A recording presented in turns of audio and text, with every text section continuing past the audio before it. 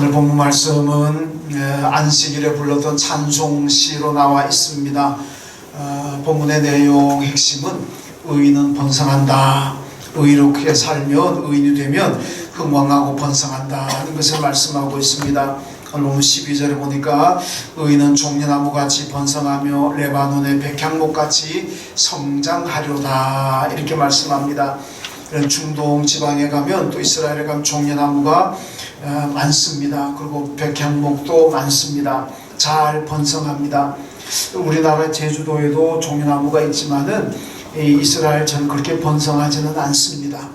또 백향목이라고 해서 다 똑같은 것도 아닙니다. 이스라엘에도 백향목이 많이 있지만은 성경에 보면은 이스라엘의 백향목은 별로 안 나오고 레바논의 백향목이 많이 나옵니다. 솔로몬이 예루살렘 성전을 건축할 때에도 이스라엘의 백향목을 쓰는 게 아니라 레바논의 백향목을 수입해 와가지고 성전을 건축합니다. 그러니까 이스라엘의 백향목보다는 레바논의 백향목이 훨씬 더 좋다는 겁니다. 그러니까 최고의 건축 자재가 레바논의 백향목이라는 거죠. 백향목은 일반적으로 좋다는 것은 물론 나무의 재질도 단단하지만은 또 향기가 강합니다. 아마 레바논에서 나오는 백향목이 가장 재질도 단단하고 향기가 좋은 것 같습니다. 자, 그런데 의인은 어떻냐? 의인은 이 두 나무, 종려나무 같이 또 레바논의 백향목 같이 성장하고 번성하게 된다 그렇게 말씀합니다. 그러면 의인이 있게 되면 의인이 되면은 우리가 내 영혼의 복을 받고 육신의 모든 삶이 복을 받고 또 의인이 되면은 내 가정의 복을 받고 일터가 복을 받고 더 나아가서 의인이 되면 우리 교회가 복을 받고 이 나라 이 사회가 복을 받게 될 줄로 믿습니다. 의인이 누구겠습니까? 그렇다면 오늘 말씀 보니까 의인은 레바논의 백향목처럼 번성하고 종려나무처럼 번성한다 그랬는데 의인이 누구냐? 구약시대로 말하면 의인은 하나님을 믿는 이스라엘 백성들을 의인이라 그럽니다. 오늘 신약시대에 오면은 예수를 믿고 구원받은 모든 성도들을 의인이라 그렇게 말씀합니다. 여러분도 그렇고 저도 그렇고 의인이 되었습니다. 믿으면 아멘하십시오. 이런 걸 착각하면 안 됩니다. 내가 무슨 의로워가지고 의인 되고 내가 죄를 안 짓기 때문에 의인이 되고 내가 무슨 세상에 나가서 선하게 사니까 양심가고 도덕적인 인간이 되니까 그래서 하나님께서 우리를 의인이라고 하지 않습니다. 착각입니다. 여러분, 우리는 여전히 죄인입니다. 저도 죄를 짓고 살고 여러분들도 미안하지만 죄 짓고 살지 않습니까? 그럼에도 불구하고 하나님은 우리를 의인이라고 인정해 주십니다. 본질적으로는 의인이 아니지만은 이런 본질적인 의로우신 분은 하나님밖에 없습니다. 우린 본질은 죄인입니다. 그럼에도 불구하고 여러분과 제가 예수를 믿기 때문에 하나님은 우리를 예수 믿는 믿음 하나 보시고 우리를 의롭다고 인정해 주시는 줄로 믿습니다. 도덕적인 인간이 되고 윤리적인 인간이 되었다고 해서 무슨 세상에 나가서 우리가 선하고 착하게 산다고 해서 하나님 우리를 의롭다고 인정해 준 건 아닙니다. 여러분, 착각하지 마십시오. 우린 죄인입니다. 그런데도 예수를 믿기 때문에 그 믿음 하나 보시고 우리 하나님께서 의롭다고 인정해 주시는 인정받은 의인이라 그 말씀입니다. 이런 의인이 의인의 가정이 복이 되고 욥기 8장에서도 그러잖아요. 하나님은 의인의 가정으로 형통하게 하신다 그랬습니다. 그래서 우리 식구가 다 의인이 된다면 의인의 가정인 우리 가정이 형통하게 될 줄로 믿습니다. 여기에 의인들이 모여 있을 때 교회가 복을 받고 이 나라에 의인들로 가득할 때 이 나라가 부흥하고 복을 받게 될 줄로 믿습니다. 의인이 없으면 망하는 겁니다. 여러분, 창세기 소돔과 고모라를 보세요. 롯의 집에 두 사람이 손님이 왔습니다. 그랬더니 그 소돔 고모라의 모든 성경을 보면요, 일부의 남자들이 아니고 소돔 고모라의 모든 남자들이 롯의 집을 와가지고 그 사람 손님 맞는 남자 둘 내놔라, 우리가 상관하겠다. 이게 상관하다는 히브리어 성경이 야다라고 나와 있어요. 이 야다라는 건 뭐냐면 안다는 뜻도 있지만 이 야다라는 말은 동성연애하는 걸 뜻합니다. 그러니까 보내라, 우리가 상관하겠다, 야다. 이게 뭐냐? 동성연애자들입니다. 그러니까 롯이 그러잖아요. 그러지 말아라. 내 집에 온 손님이다. 내 두 딸을 내줄게. 내 딸들 차라리 니네들 어떻게 하든지 해라. 그 두 딸을 내줄라. 근데도 이 남자들이 필요 없다는 딸은 필요 없다. 남자 내놔라는 겁니다. 이게 뭡니까? 이게 동성연애 하겠다는 거거든요. 그런데 오늘 우리 입장에서 보면요, 이 아버지가 진짜 아버지가 맞나 싶을 정도잖아요. 그 불안달 같은 놈들한테 딸들을 내주면 그 딸들이 어떻게 되겠습니까? 뭐 그 다음은 끔찍하겠죠. 그런데도 딸들을 내주려고 그럽니다. 그러니까 오늘날 입장에서 본다면은 이 아버지가 도대체 돌았나? 어떻게 저런 사람이 아버지라고 하시는데, 근데요, 그 당시 문화와 관습은 지금하고 다릅니다. 예, 그 당시에 모든 고대 근동에 나왔던 문헌들을 보고 우리 성경을 보면요, 손님이 내 가족보다 우선입니다. 내 집에 온 손님은 가장 먼저 보호 대상입니다. 내 가족, 내 자식들보다도 먼저 손님을 보호해야 되는 게 이게 그 당시의 관습입니다. 그러니까 롯은 무슨 뭐 비정한 아버지도 아니고 도란 아버지도 아니고 그 양반은 정상적으로 그 당시의 관습에, 그 당시의 문화에 충실히 따랐다, 그렇게 볼 수가 있습니다. 근데 어쨌든 간에 이 소돔과 고모라의 온 남자들이 다 와서 이렇게 했다는 걸 보면 그 성에 의인이 있겠습니까? 물론 여자들은 언급이 없지만은 그런 남자하고 같이 사는데 여성들인 분들 미안하지만은 뭐 별반 있겠습니까? 되게 비슷하지 않습니까? 그러니까 나중에 하나님께서 의인 10명만 있어도 내가 망하지 않게 하겠다 그랬는데 의인 10명이 안 나왔는 거예요. 왜? 다 범죄하고 다 악하니까, 다 모여들었으니까 그거 안다는 거 아니겠습니까? 결국은 이 소돔과 고모라도 의인이 있었더라면 하나님께 보호받고 번성했을 터인데 의인이 없기 때문에 소돔과 고모라가 유황불심판 받아가지고 완전히 망하고 말았습니다. 여러분, 기독교의 공산주의자들은요, 가장 큰 적이 뭐냐? 기독교입니다. 공산주의자들에게는 교회가 가장 큰 적입니다. 그래서 공산주의자들은 이 공산혁명을 일으키고 나면 제일 먼저 하는 게 뭐냐? 교회 때려잡는 겁니다.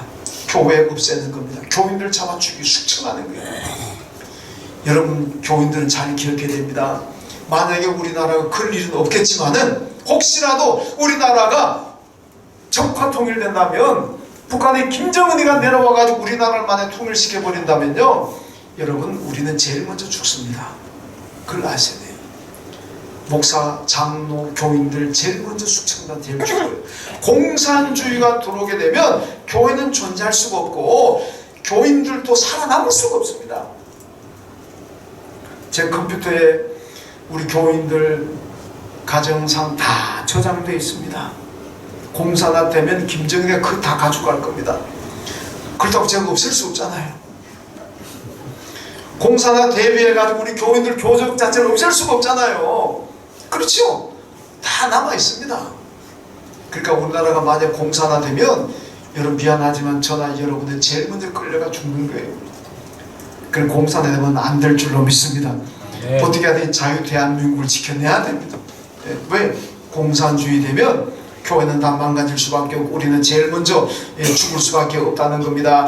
여러분, 왜 공산주의자들이 의인을 없애겠습니까? 그건 아편으로 보기 때문에 그래요. 기독교를 아편으로 보기 때문에. 공산주의 창시자 칼막스가 뭐라고, 종교는 아편이라고 했잖아요. 이 종교는 아편이 뭡니까? 아편은 처음에는 그걸 사람들이 복용하고 뭐 주사 맞고 하면은 기분이 얼마나 좋습니까? 그러니까 막 하는 거예요. 나중 되면은 그 사람을 그냥 죽이는 거 아니겠습니까? 아편 중독되면 그 사람, 그 인간은 그냥 폐인되는 거 아니겠습니까? 그러니까 칼막스와 공산주의자들은 이 교회, 이 교인들은 처음에는 좋아 보이지만 결국은 이 사회를 망가뜨리고 인간 자체를 망가뜨린다는 겁니다. 그러니까 기독교를 아편으로 보고 어떻게 하든지 없애려고 하는 이유가 그겁니다. 여러분, 영국이 1840년에 아편 전쟁이라고 그러잖아요. 청나라와 전쟁에서, 아편 전쟁에서 이겼습니다. 이 전쟁이 아마 세계 전쟁사에서 가장 추하고 더러운 전쟁이다, 가장 악한 전쟁이다, 이런 별명이 붙어 있습니다. 왜 그러냐? 영국이 청나라의 아편을 팔았습니다. 청나라 사람들 아편을 보교한 사람 수백만이 되었습니다. 이게 나라가 다 망가지지 않습니까? 그러니까 청나라에서 아편 금지하니까 영국이 전쟁 붙어버렸어요. 전쟁을 하려고 군대를 동원하니까 맨 아편 중독자들인데, 아편 중독자들 데리고 무슨 전쟁을 하겠습니까? 그러니까 청나라가 지는 거예요. 그때부터 영국이 마음대로 아편 팔아버려요. 여러분, 아편이 청나라에 들어오면서 그 나라가 망가지는 거예요. 그러니까 교회를 아편이라고 얘기할 때는 이 사람들은, 공산주의자들은 교회가 공산주의 체제를 망가뜨린다는 겁니다. 그리고 인민을 황폐화시킨다. 그래서 공산주의자들은 교회를 핍박하고 교회를 없애려고 한다는 겁니다. 여러분, 정말로 그들이 말대로 기독교가 아편이라면 교회는 망가져야 됩니다. 미안하지만은, 제가 목사고 여러분들은 교인이지만은, 교회가 정말로 아편 같은 역할을 한다면은 교회는 망가져야 돼요. 교회는 없어져야 됩니다. 그렇잖아요? 그런데 교회는 아편이 아니라 교회는 생명입니다. 죽어가는 사람을 살리고, 낙심한 자에게 희망을 주고, 무능한 자에게 능력을 주고, 이게 교회인 줄로 믿습니다. 복음인 줄 믿습니다. 예수가 들어가는 곳에는 그 사회가 살아나고, 예수가 들어가면 그 사람이 살아나게 되는 겁니다. 아편이 아닙니다. 아편은 멀쩡한 사람도 폐인 만들지만은, 예수의 복음이 들어가면 폐인된 사람도 멀쩡한 인간으로 만들어내는 줄로 믿습니다. 그러니까 우리는 복음을 어디든지 투입시켜야 되고 들어가야 된다는 겁니다. 여러분, 러시아가 1917년에 볼셰비키 혁명이 일어나서 공산주의가 들어섰습니다. 1917년에 볼셰비키 혁명이 일어나면서 이 러시아가 소련으로 바뀌어버렸습니다. 그 소련이 70년 동안 소련 공산주의자들이 다스리다가 지금은 다시 러시아로 돌아왔습니다. 70년 소련의 삶이 어땠습니까? 다 망가졌습니다. 원래 제정 러시아는요, 완전한 기독교 국가입니다. 어제 저녁에 제가 텔레비전 가끔 잠깐 보니까 어느 방송사에서 모스크바 크렘린궁 그 주위를 가서 이제 쫙 텔레비 영상 보여주는 걸 봤는데, 저는 뭐 직접 가보진 않았습니다만은, 야, 크렘린궁 주변으로 이 웅장한 성당들이 얼마나 많은지, 그 중에는 15세기, 16세기 건축된 성당들도 있어요. 한 400~500년 전에 건축된 성당들인데 이게 한두 개가 아니고, 여러분, 성당이, 교회가 그렇게 웅장하게 섰다는 것은 번영했다는 뜻 아니겠습니까? 국가가 번영하고 흥왕하니까 교회가, 성당이 그렇게 웅장하게 서는 겁니다. 만약에 나라가 쇠퇴하고 나라가 가난했다면 어떻게 그런 웅장한 건물들이 들어서겠습니까? 그 정도로 러시아는 기독교 국가로서 1000년 이상 내려오면서 큰 복을 받아서 흥왕했던 나라입니다. 그런데 이 공산주의가 들어오면서 교회를 망가뜨리고 교회를 떠나게 만들고 교인들을 박해했습니다. 그러니까 그 나라가 다 교회를 떠나게 됐다는 얘기 아니겠습니까? 그 결과가 어땠습니까? 소련 70년의 통치는 완전히 실패하고 말았습니다. 고통의 시간이었습니다. 유럽의 기독교 국가들이 얼마나 잘 사니까. 소련도 유럽이잖아요. 옛날에 소련을 공산혁명이 들어오기 전만 하더라도 잘 살았습니다. 공산주의가 들어오고 교회를 무너뜨리고 예수를 못 믿게 하니까 결국 그 나라가 다 쇠퇴하게 되더라 하는 말씀입니다. 의인을 없앴습니다. 교회가 살아있어야 의인을 만들어내는데, 그 의인으로 말미암아 나라가 번성할 터인데, 의인이 되는 길을 막아버리니까 그 나라가 어떻게 흥왕하고 번성하겠느냐 하는 말씀입니다. 그들이 소리내기는 지상의 낙원을 꿈꾼다, 유토피아를 꿈꾼다 그러지만 지상의 지옥입니다. 그게 공산주의 아니겠습니까? 여러분, 미국의 가장 명문가라고 인정받았던 사람 자타가 공인된 케네디가가 있습니다. 물론 지금은 아니지만 한때는 미국의 가장 명문가라고 소문났었는데 지금은 그 케네디가가 어떻게 허망하게 무너졌습니다. 이제는 뭐 명문 가문도 별로 이름도 없게 됐습니다만은 보면 케네디도 암살당했습니다. 그 자녀들이요 비행기 사고로 죽고 뭐 정신병자로 죽고 알코올 중독자가 되고 그 아내째 걸리는 돈에 팔려서 뭐 그리스의 선방왕이나 오나시스인가 뭐 결혼하기도 하고 사람들의 조롱거리가 되었잖아요. 여러분 왜 그런지 아십니까? 걔네들은 캐톨릭 신자입니다. 이 양반이 미국의 대통령이 되고 난 다음에 가장 먼저 펼친 정책이 뭔지 아십니까? 미국의 모든 학교에서 성경 가르치는 걸 금지시켰고 모든 학교 예배드리는 걸 금지시켰습니다. 우리나라 같이 기독교가가 아닌가 좀 또 모르겠는데 자기도 캐톨릭 신자고 미국이란 나라가 어떤 나라입니까? 청교도들의 신앙 위에 세워진 나라 아니겠습니까? 그런 나라의 대통령이 돼가지고 성경을 가르치고 예배를 권장하지는 못할 망정 법으로 막아버렸습니다. 그때부터 어떤 일이 생겨났습니까? 히피족이 생겨났습니다. 알코올 중독자, 마약 중독자들이 넘쳐났습니다. 그 사회가 그때부터 타락의 길로 접어든 겁니다. 하나님을 믿는 믿음 안에서 잘 나오는 나라가 케네디 정책으로 미국이 범죄의 나라로 바뀌어가고 있다는 겁니다. 여러분 나라도 멍들고 자신과 가문도 불행하게 되었습니다. 왜 그러냐? 의인이 사라진 결과입니다. 여러분 우리나라도요 세상의 불신자들은 인터넷 가보세요. 저는 인터넷 그렇게 댓글 잘 보지도 않는데 교회 무슨 얘기 나오면 막 얼마나 욕을 해야 되는지. 그 사람들 생각 뭔지 압니까? 한국에서 교회가 없어져야 된다. 기독교가 사라져야 이 나라가 번성하고 이 나라가 잘 된다 그렇게 얘기하는 겁니다. 그래서 기독교를 개독교라 그러고 뭐 그렇게 욕하는 사람들도 많습니다. 여러분 이게 배은망덕한 거 아닙니까? 우리나라가 누구 때문에 이렇게 복을 받았는데 이 나라가 누구 때문에 이렇게 번성했습니까? 여러분 제가 방글라데시 2번 가고 이번 이제 2월달에 또 우리 교원들 같이 방글라데시 갑니다만은 제가 가끔 얘기했잖아요. 방글라데시 가보고 와 이거 어떻게 하지? 어떻게 이렇게 사는 나라도 있나? 여러분 아마 상상이 잘 안 될 거면 어떻게 이렇게 사나? 그 집이 어떤지 압니까? 집이 옛날 우리나라 시골 가면 마당이 흙마당이잖아요. 흙마당 위에 그냥 이거 벽 치고 지붕 덮었습니다. 바닥은 뭐냐? 그냥 흙이에요. 흙 위에다가 침대 갖다 놓고 흙 위에다가 그냥 자는 거예요. 세면 공구리 칠 돈이 없는 거예요. 그리고 집을 야 기가 찰 노릇 아닙니까? 1884년에 우리 교회 우리나라에 처음으로 선교사가 들어왔는데 이때 선교사가 우리나라에 들어왔을 때 아마 우리나라에 그렇지 않았을까? 제가 그때 안 살아봐서 잘 모르겠습니다만은 아마 선교사 우리나라에 처음 들어왔을 때도 아마 지금 방글라데시하고 좀 비슷하지 않을까 그런 생각 해봅니다. 선교사를 들어와가지고 아이고 하나님 이 나라를 어떻게 합니까? 이 나라를 어떻게 합니까? 그랬을 것 같아요. 그랬던 우리나라가 지금 어떻게 이렇게 부흥이 되고 이렇게 잘 살게 되었습니까?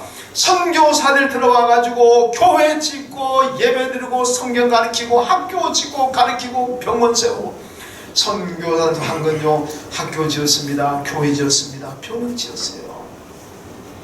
그래서 우리나라가 이렇게 잘 살고 맨날 도움받던 나라가 이젠 저도 어릴 때 시골에 자랄 때 구호물자 많이 받아봤습니다. 미국 사람들이 입던 옷, 미국 사람들 쓰던 물건 교회로 막 보내옵니다.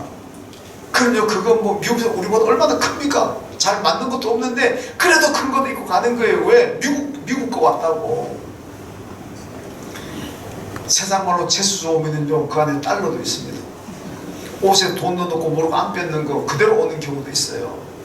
여러분 저도 구호물자 받아봤습니다. 우리나라가 그랬던 나라였습니다. 근데 이제는 우리나라가 얼마나 부흥했습니까? 세계 선교사 두 번째 파송 국가입니다. 미국이 제일 많고 그 다음에 우리나라. 해외에 나가는 선교사가 수만 명 됩니다. 여러분 선교사 한 명 보내려고 그러면요 1년에 몇 천만 원 들어갑니다. 근데 수만 명 생각해보세요. 얼마나 돈이 많이 나가겠습니까? 그래도 우리나라가 감당하잖아요. 감당하잖아요. 그만큼 나라가 복을 받았는데 이게 누구 때문에 복 받았는데 나라가? 예수 때문이고 복음 때문인 줄로 믿습니다. 그걸 모르고 기독교가 망해야 교회가 없어져 나라가 부흥한다는 이런 배은망덕한 사람들이 세상에 너무나 많습니다. 여러분, 교회가 우리 역사에서 의인을 길러냈기 때문에 우리나라가 부흥한 겁니다. 의인을 길러내야 돼. 교회는 뭐 하는 곳이냐? 의인을 길러내야 됩니다. 여러분, 오늘 세계에서 글로벌 시대라 그러면서 글로벌 시대의 세계와 경쟁에서 이길 수 있는 무기가 뭐냐? 우리 김태우 씨는 잘 아실 것 같은데, 뭐 IT가 발달해야 되고, 뭐 AI가 발달해야 되고, 뭐가 발달해, 그게 가장 경쟁력이라죠. 여러분, 제가 재밌는 얘기 한번 할까요? 제가 여러 해 전에 IT라는 나라에 지진이 나가지고 완전 망가졌잖아요. 아니, 그 우리나라에서도 막 보내고 그랬잖아요. 근데 다 그 기간에 제가 우리 그 아는 분 결혼식에 갔다가 어떤 그 제가 전에 있던 교회 집사로 계시다가 이제 목사가 되셨더라고요. 그래서 그분하고 이제 식사를 하는데, 그분이 이제 자기 딸 얘기를 하는 거예요. 우리 딸이 그 IT 박사하고 결혼했다고. IT 박사 결혼했대요. 그래서 막 자랑을 하는 거예요. 그래서 나 속으로, 아니 어디 가서 공부할 데가 없다가 없어 IT에 가서 공부를 해. 아니 그분은 그냥 막 이제 자기 딸이 IT 박사하고 결혼했는 게 남편이 스웨덴 사람이더라고. 스웨덴 사람인데 IT 박사라는 거예요. 근데 아니 스웨덴 사람이 IT고 가난한 나라 가가지고 뭔 공부 뭐 배울게 될 것 같네. 그 제가 겉으로는 예 대단하십니다 대단하십니다. 그럼 속으로는 아유 참 그것도 자랑인가 IT 가서. 그 나중에 제가 집에 와서 가만 생각하니까 IT가 그 IT가 아니고 이 IT가. 안심합니까? 순간에서 계속 한숨을 쉬시는데 너무 한심하게 보지 마십시오. 네. 자, 그게 세계 경쟁력이라 그러잖아요. 근데 우리가 신앙적으로 들어오면 가장 큰 경쟁, 세계와 경쟁에서 이길 수 있는 가장 경쟁력 있는 무기가 뭐냐? 의인 되는 것인 줄로 믿습니다. 이 나라가 만약에 의인 되어 보세요. 하나님께서 이 나라를 축복하십니다. 번성하게 될 줄로 믿습니다. 그 어떤 것보다도 글로벌 시대의 세계에서 다른 나라와 상당히 경쟁 이길 수 있는 길은 여러분 우리 교회가 의인을 많이 길러내는 거고, 의인대가 의인 되는 겁니다. 그러면은 뭐 어디 가서든지 당당하게 경쟁해서 이기게 될 줄로 믿습니다. 의인이 많아질 때 가정도 번성하고 교회도 번성하고 국가도 번성합니다. 그러므로 우리 의인을 많이 길러내야 됩니다. 여러분, 다음 세대를 살리자, 이게 그러면 우리 표 아닙니까? 다음 세대 살리자는 게 뭡니까? 의인 만드는 거, 의인 만드는 거. 교회 학교에서 아이들을 신앙으로 잘 교육시켜가지고 이 아이들 전부 다 하나님 앞에 하나님 보실 때 의인으로 만들어내는 겁니다. 그들이 만약에 의인 되어서 세상에 나간다면 그에게서 능력이 나오고 생존 경쟁에서 이기고 승리하고 번성하게 될 줄로 믿습니다. 여러분들이 의인 되시고 여러분들 자녀들을 의인 만드십시오. 의인은 종이나무같이 번성하고 레바논의 백향목까지 성장하게 될 줄로 믿습니다. 그런데 의인은 어디에서 번성합니까? 오늘 13절에 보니까 이는 여호와의 집에 심겼으며 우리 하나님의 뜰 안에서 번성하리로다. 의인이 번성하는 자리가 여호와의 집이라고 말씀합니다. 하나님의 뜰 안이라고 말씀하고 있습니다. 하나님 뜰 밖이 아닙니다. 하나님 뜰 안입니다. 여호와의 집, 하나님의 뜰 안, 이게 뭡니까? 성전입니다. 오늘로 말하면 교회입니다. 그러므로 의인은 교회에서 번성할 줄로 믿습니다. 한번 따라 합시다. 의인은 교회에서 번성합니다. 믿습니까? 여러분, 예수님께서 예루살렘 성전에 들어가셨을 때 거기에 장사하는 사람들이 많았습니다. 그때 어떻게 하셨습니까? 다 엎어버렸었습니다. 그래서 하신 말씀이 이 성전은 내 아버지 집이라. 왜 내 아버지 집을 강도의 소굴로 만드느냐, 이 악한 놈들아. 그럼 다 엎어버리잖아요. 여러분, 우리 성도들은 예수님의 아버지 집, 우리 아버지 집, 이 성전에서 번성합니다. 그런데 번성은 어떻게 됩니까? 뿌리를 깊이 내려야 합니다. 깊이 심겨져야 합니다. 여러분, 이는 여호와의 집에 심겼으며 그렇게 말씀합니다. 여러분, 뿌리를 깊이 내리고 잘 깊게 심겨져야 됩니다. 그래야 번성하는 거예요. 만약에 뿌리가 깊이 내려가지 못하고 깊이 심겨지지 못하면요, 번성하기 전에 태풍 와가지고 다 쓰러지고 넘어지고 마는 거예요. 그렇지 않습니까? 깊이 심겨져야 됩니다. 깊이 심겨질 때에, 뿌리가 깊을 때에 태풍이 와도 넘어지지 않습니다. 강한 바람이 불어도 넘어지지 않아요. 이스라엘의 지중해변에 가봤더니 거기는 나무가 전부 다, 지중해변 나무가 45도로 다 누워 45도로 다 누웠어요. 즉 왜 저렇게 누웠냐 그랬더니 지중해에서 불어오는 강한 바람 때문에 나무가 다 45도, 나무가 전부 45도로 누웠어요. 신기하대요. 우리나라에도 태풍이 오지만 우리나라 어디 갔는데 가로수가 45도 누워있는데 봤으면, 저는 우리나라에 다니면서 태풍 때문에 가로수가 45도로 누워있는 나무 저는 아직 본 적이 없습니다. 근데 이스라엘 지중해 보니까 다 45도로 누웠어요. 그래도 그 나무가 넘어지지 않고 뿌리 안 뽑히더라고요. 왜 그렇겠습니까?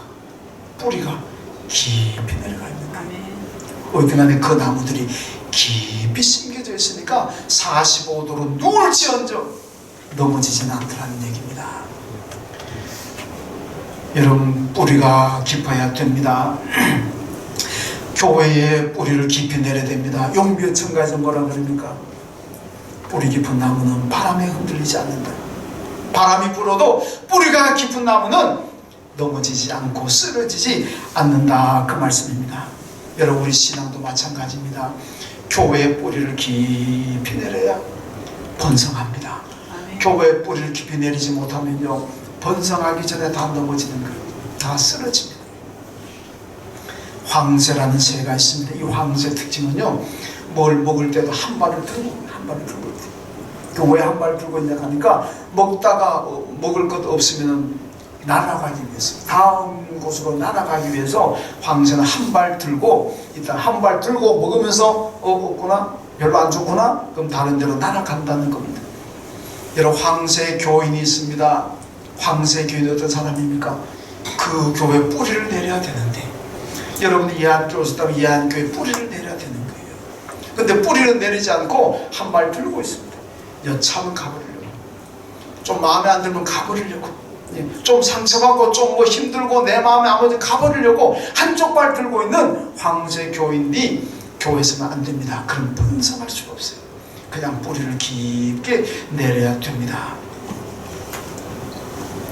여러분, 교회에 깊이 심겨지면요, 어느 교회에 기적이 일어난다고 해서 흔들리지 않습니다. 교회에 뿌리를 깊이 내리고 있으면요, 어느 교회 사람들이 왕창 몰려간다고 해서 그리 몰려가지 않습니다. 어떤 환란이 오고 어떤 죽이 와도 내 자리를 지키는 겁니다. 뿌리를 내린, 뿌리가 깊이 심겨진 성도들의 삶입니다. 여러분, 깊이 심겨지려면 어떻게, 뿌리를 깊이 내리려면 어떻게 해야 되겠습니까? 여러분, 교회 예배에 잘 열심히 참석해야 되고, 교회 봉사하고 섬기는 거 잘 하셔야 됩니다. 희생하고 헌신해야 된다는 겁니다. 여러분, 예배만 드리고 가보세요. 믿음이 자라겠습니까? 안 자랍니다. 왜 하나님께서 성경이 계속 봉사하라 섬기는지 압니까? 믿음은 내가 봉사와 섬김을 통해서 자라는 거예요. 그게 섬김과 봉사가 따르지 않으면 믿음이 자라질 않습니다. 그러니까 여러분, 좀 힘들더라도, 좀 바쁘시더라도 교회에서 봉사하시고 좀 섬기십시오. 그게 내 신앙을 유지하는 길입니다. 그럴 때 여러분, 번성하게 되는 겁니다. 그렇지 않으면, 뿌리를 깊게 내리지 못하면 봉사와 섬김이 없이 주일 생활하다가 한 주 빠지고, 두 주 빠지고, 한 달 빠지고, 두 달 빠지고, 1년 빠지고, 2년 빠지고, 그러다가 교회를 완전히 떠나는 사람들도 얼마나 많은지 모릅니다. 왜 그런지 아십니까? 뿌리를 깊이 못 내리니까, 봉사하고 섬기지 않으니까 믿음이 생기질 않는 거예요. 믿음이 성장하려면, 요즘 에베소서 우리 새벽 기도하고 있습니다만은 뭐라 그럽니까? 우리의 믿음이 예수 그리스도에게까지 자라가라 그러잖아요. 여러분, 예수 그리스도에게까지 자라가려면 어떻게 해야 되겠습니까? 희생하고 헌신하고 땀 흘리고 수고해야 되는 거예요. 그런 게 따라와야지. 그런 게 안 따라온다면 예수님까지 찾아가는 게 고사하고 예수님 저 먼발치 근처도 못 가는 신앙이 되고 마는 겁니다. 이런 뿌리를 깊이 내리지 못하면 황새 교인 됩니다. 어디 눈치 보고 날아갈 생각하는 그런 교인 되면은 번성할 수가 없습니다. 여러분 나무를 많이 심어 보셨잖아요. 요즘 모르겠는데 제가 어릴 때 학교 다닐 때는 식목일 때문에 나무 많이 심습니다. 제가 또 원예과 출신 아닙니까? 나무 많이 심어봤습니다. 그렇다고 또 저한테 원예에 대해 묻지 마시고 예수 믿고 난 다음 신학하고 난 다음에 옛것은 다 버렸습니다. 예수에 대해서만 물으십시오. 여러분 나무를 깊이 심으려면요 땅을 깊이 파야 되지 않습니까? 땅을 깊게 파야 나무를 깊게 심잖아요. 땅을 깊게 파는 거 힘든다고 얇게 파가지고 나무를 심어버리면 그 나무 넘어집니다. 바람 불면 쓰러져요. 좀 힘들더라도 땅을 깊게 파야 됩니다. 그리고 나무를 심어야 그 나무가 태풍 위와도 넘어지지 않는다는 겁니다. 여러분 신앙도 마찬가지입니다. 교회 깊이 심겨지려면 많은 수고와 헌신이 필요합니다. 힘들다고 바쁘다고 헌신하고 수고하지 않으면 내 믿음이 교회에 깊이 뿌리를 내리지 못한다는 겁니다. 여러분 그래서 힘들어도 신앙의 뿌리를 깊이 내리십시오. 수고하고 헌신하십시오. 그럴 때 뿌리를 깊이 내리고 또 번성하게 될 줄로 믿습니다. 아멘. 여러분 교회 목사는요 교인 한 사람 한 사람의 마음을 다 맞출 수가 없어요. 그건 불가능한 얘기입니다. 여러분 우리 지금 난방기 돌아가고 있습니다. 이 난방기 돌아가는데도 이 온도에 어떤 분들은 덥다 하는 사람도 있고 어떤 분들은 춥다 하는 분도 있을 거 아닙니까? 여러분 이 난방을 가지고 어떻게 여러분 개개인의 온도를 다 맞출 수 있습니까? 못 맞춥니다. 그냥 이렇게 틀어놓으면 더운 분은 조금 덥더라도 참아야 되고 추운 분은 조금 춥더라도 참아야 됩니다. 그래야지 어떻게 저 난방이 한 사람 하나 다 맞추겠습니까? 목회도 마찬가지입니다. 목사가 교인 여러분 한 분 한 분을 어떻게 다 맞추고 어떻게 만족시키면 불가능한 일입니다. 그냥 교인들이 목사 목회 교회 방침에 그냥 따라오는 거예요. 내 마음에 좀 안 들어도 나하고는 좀 안 맞아도 그냥 하나님 뜻을 알고 따라오고 거기에 협력하고 순종해야지 나한테 안 맞다고 불평하고 나한테 안 맞다고 가버리고 그러면 안 됩니다. 여러분 신앙이요 언제나 우리가 어떤 사람들 하나님 보고 자꾸 나한테 맞춰요. 하나님 왜 내 뜻을 안 들어줍니까? 하나님 내 뜻이고 내 목표는 이건데 왜 내 뜻을 안 맞게 자꾸 행동하십니까? 좀 내 뜻 맞춰주세요. 우리 하나님께 그렇게 기도하면 되겠습니까? 그런 사람은 신앙이 실패자가 됩니다. 어떻게 해요? 내가 하나님 뜻에 맞춰야 될 줄로 믿습니다.